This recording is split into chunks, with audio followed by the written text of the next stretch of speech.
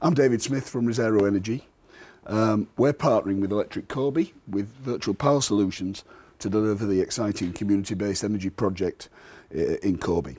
I'm going to focus on a concept that we call the lowest total cost of energy, and it brings together several strands of reducing energy spend into producing the lowest total unit cost of energy measured either against a period of time or against a unit of manufacture or a unit, an hour of employment, etc., etc., whichever is the right unit for a particular business. So that's what we're going to go through. If I ask business leaders and energy managers around here, what do you do in your business to reduce your energy spend? I expect these three things would be very high on the list. James mentioned about upgrades to plant, either as retrofits or as total plant replacement for chillers, air handling units, whatever. We've got our employee campaigns, again, as James said, one of the biggest forms of risk, as I was talking to somebody earlier, is people leaving machines on when they go to a break. So that behavioural thing is one of the things. And then obviously putting your contract out to tender is an important factor to make sure you're getting best value in the market for the unit rate. All those have and will continue to have an important place in the energy mix. But on the total cost of energy, we don't just want to focus on the unit cost.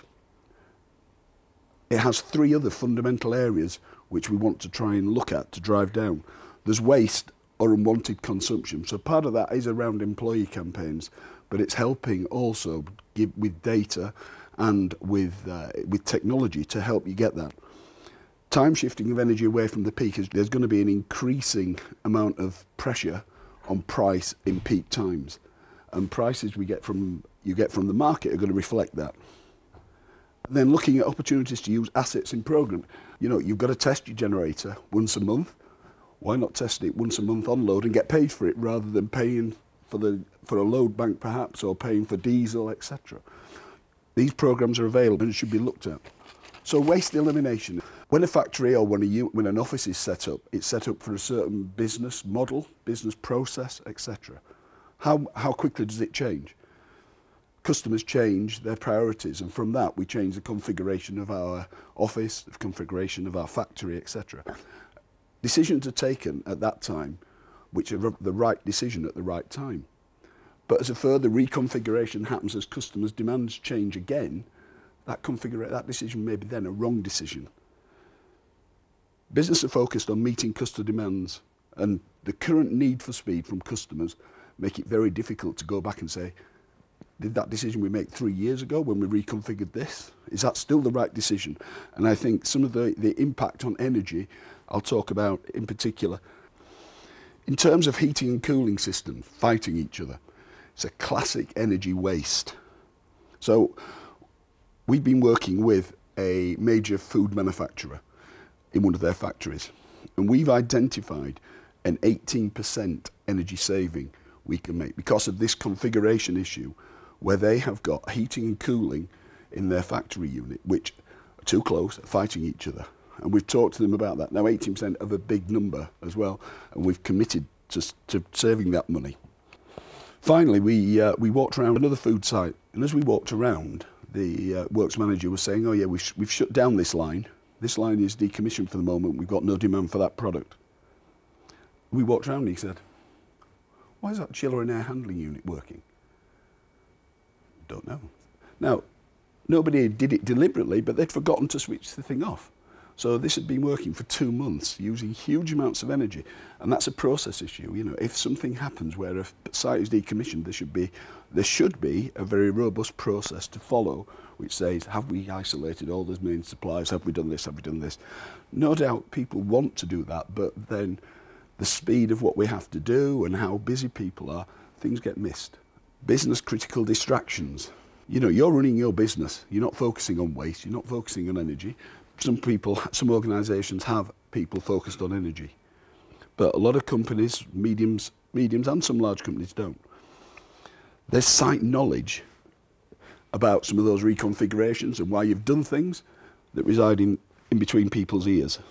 Those people leave, move on to other things, they forget, and that knowledge just sort of evaporates into the ether, and hence we don't want to do this, but this is the sort of behaviours that are happening.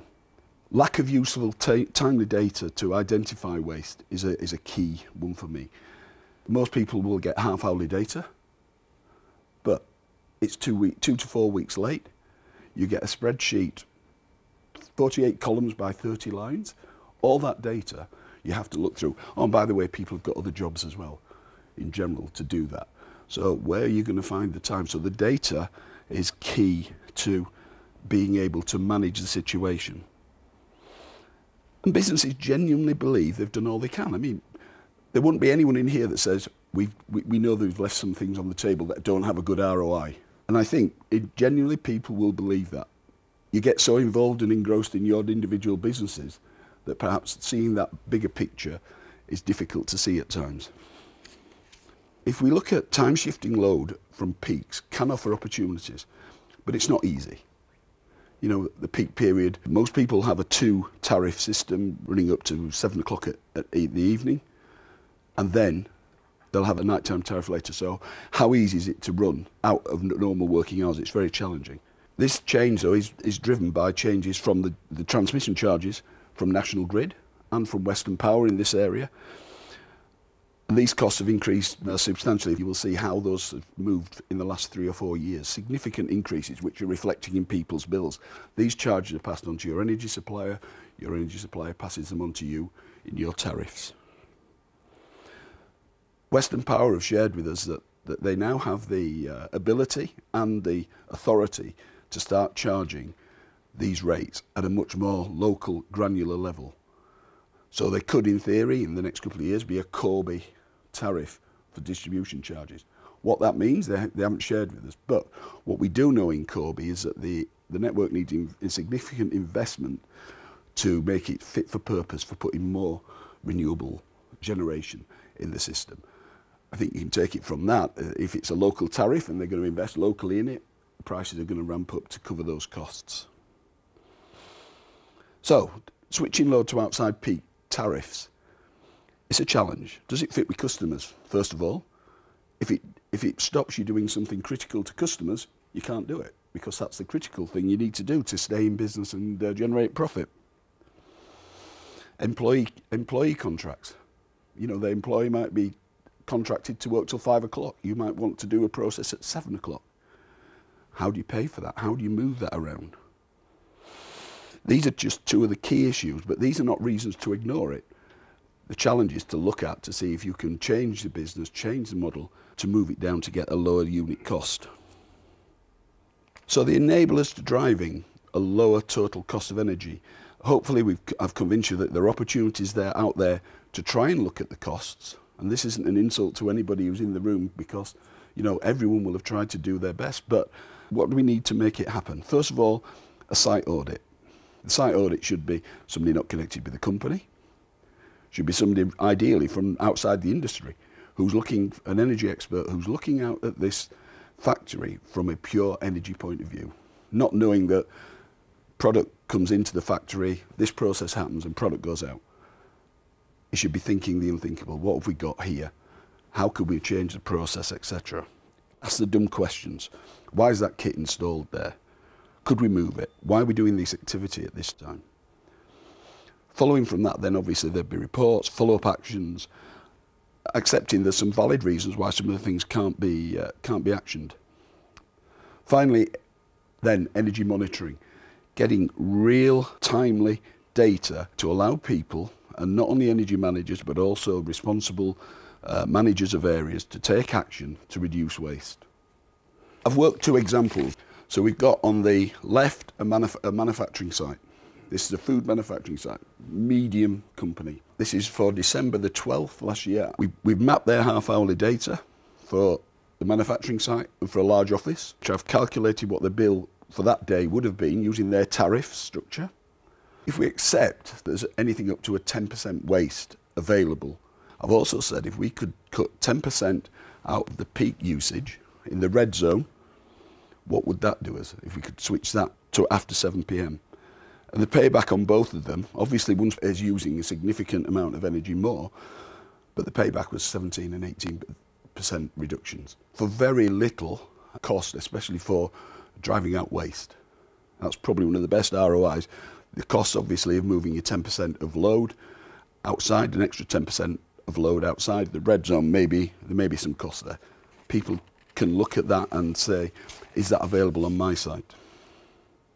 In conclusion, we recognise that energy reduction strategies are important, but meeting customer demands is a primary function for any business, as it wants to stay in business, as it wants to meet its customers' demands and make profit. The electric Corby business is all around helping Corby businesses become more profitable. This is one of the weapons they're using to help that. There are people who can put these energy reduction strategies into place as their number one concern and want to work in a collaborative partnership. We'd be delighted to talk to you and see how we can help.